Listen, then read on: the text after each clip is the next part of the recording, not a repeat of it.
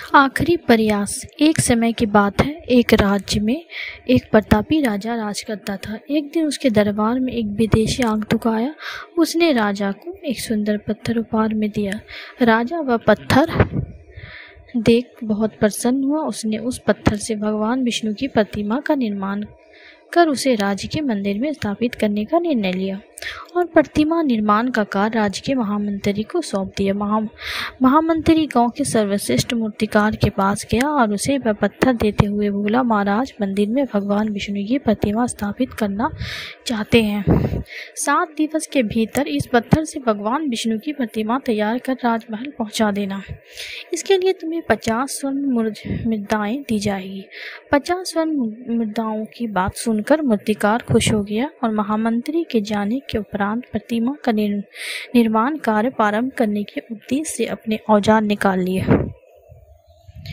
अपने औजारों में से उसने एक हथौड़ा लिया और पत्थर तोड़ने के लिए उस पर हथौड़े से वार करने लगा, किंतु पत्थर जस का तस रहा। मूर्तिकार ने हथौड़े के कई बार पत्थर पे किए, किंतु पत्थर नहीं टूटा। 50 बार प्रयास करने के उपरांत हथौड़ा उठाया, किंतु ये सोचकर हथौड़े पर प्रहार करने के हथौड़ा मूर्तिकार ने अंतिम बार प्रयास करने के उद्देश्य से हथौड़ा उठाया, किंतु ये सोचकर हथौड़े पर प्रहार करने के हथौड़ा पूर्व ही उसने हाथ खींच लिया। जब 50 बार करने से पत्थर नहीं टूटा तो अब क्या टूटेगा।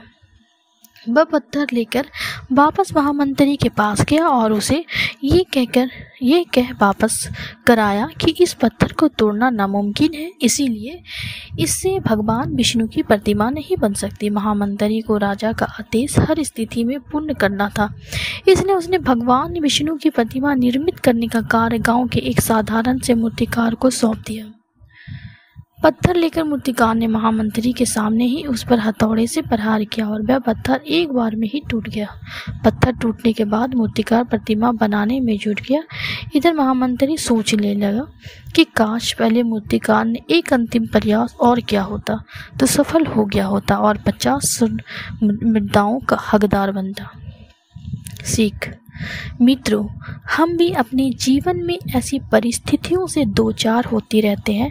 कई बार किसी कार्य को करने पूर्व या किसी समस्या के सामने आने पर उसका निराकरण करने के पूर्व ही हमारा आत्मविश्वास डगमगा जाता है और हम प्रयास किए बिना ही हार मान लेते हैं।